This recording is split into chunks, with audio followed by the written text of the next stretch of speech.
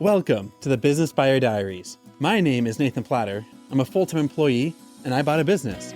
I did everything right, from finding the deal, handling all the due diligence on 63 opportunities, and ultimately bought a profitable gym.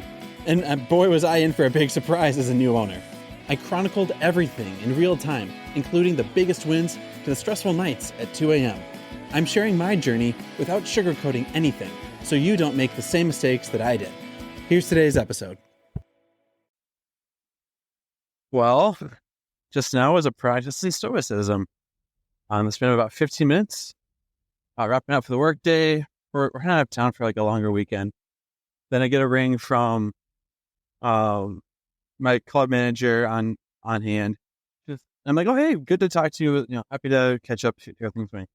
She responds back, well, yeah, actually, calling for a completely different reason. A member was working on the bands, which is pretty normal. And then a band actually snapped, and then both ends flew and hit that member and started bleeding. And now he's struggling to see after the incident. So they called 911. Ambulance is coming to pick him up, and we'll roll from there. So very glad I have my business insurance. Very, very glad I have that, because I don't know how this all works. One benefit of being in a franchise system, I now reach out to my franchisees and ask, hey, how do I handle an injury on the mats? About a minute later, someone's pinging me at my day job, like work, like, hey, something's broken. Can people hop on this right now? And normally that's something I can dive into. But at 5:15, 5:30, we're leaving tomorrow. Well, I can't really, so I have to put work off on the side. I have a member of the studio whose eyes are bleeding. And then I get the long-awaited email from corporate for the franchisor that they have a big announcement that's going to benefit us, which sounds cool. We get the announcement that the franchise is actually merging with another franchise of similar size. So now there's a parent umbrella company.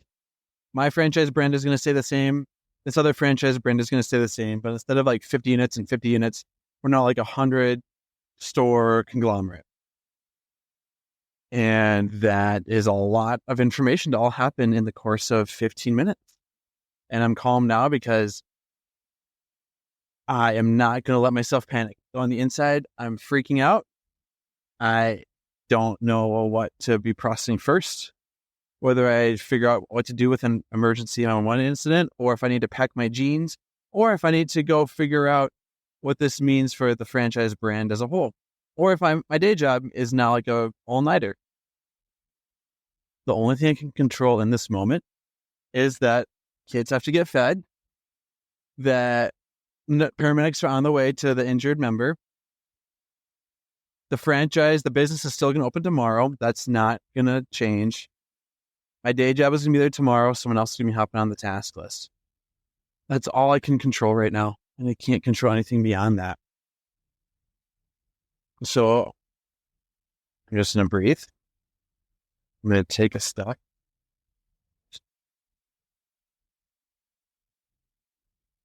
I thought you were a friend of mine that has the exact same flag. So I was saying hi to Caleb, but you're not Caleb. So my bad. Have a good night. That was awkward.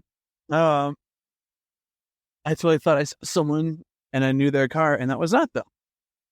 I'm going to put this down here because I need to pull in my base.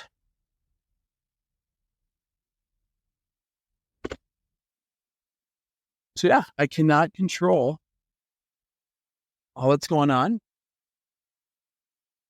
I'm not going to react to all that's going on. I'm going to acknowledge that all this is going on. I'm going to breathe. Acknowledge this is part of what you sign up for. And the only thing here that would not have happened is I guess everything. The only thing that would have still happened, regardless of the business thing, is that there's going to be an outage. And if anything, I probably would have overcommitted myself to yes, I'll hop on. I'll be there. And that's not a good boundary with the workplace. Some fun, cool stuff in the works. Sorry, I got to make sure this is still going. Cool. some fun stuff in the works. There's that Facebook thing. People are like, hey, who's bought a business before? Who wants to buy a business? And I said, hey, happy to share what I know. And then here, yeah, happy to share what I know. Went through the buyer process, went through the thing from start to finish. And I'm acknowledged that, hey, I don't know what people want to do on Friday, but I'll host a Zoom Ask Me Anything session. Folks who have bought a business, come on in. Folks that want to buy a business, come on in. We'll make it a 60-minute jam session. Why not? Well, and after the fact, the admins for the group reached out and said, hey, sounds good. Nathan, would you be up for doing some of this some next month at our entire roundtable for our monthly meetup session? I'm like, yeah, absolutely. Facebook group has about 4,000 members. Last time I went to one of these, there were probably 50, 60 people that showed up. So I'll need to put together some sort of slide deck, some sort of deliverable, which is kind of fun. That gets the momentum on this going. And all I can do is day by day show up at my job, make sure the kids are fed, acknowledge that stuff's going to go down that I'm not ready for, and I can be as ready as I can be on the things that are going to come out of nowhere. And yeah, that's really the best you can do. Oh, sorry, they're coming up the window. I need to put this on for a second. Wonderful. Thank you. All right, I think this is it. Yeah. Yep, that's me. Still panicking. I really want to remember to be okay. I want to make sure the day job is going smoothly, and just 100 things going on. So I can't attend to all of it. I'm going to attend to what I can do. I'm going to breathe and just laugh. What else are you going to do? Panic? Freak out?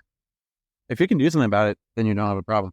If you can't do something about it, then it's fate and it's out of your control, like a meteor hitting.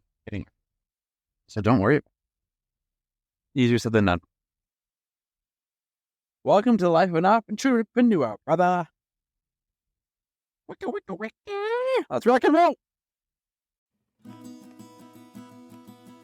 This has been another episode of the Business Buyer Diaries. Subscribe so you don't miss the next episode. I hope you're realizing that business ownership is no cakewalk. Check the podcast notes for a link to the DIY due diligence program, the complete list of show sponsors, and for media inquiries. Music written and composed by Wes Schrock. I'm your host, Nathan Platter. Join me again on the next one.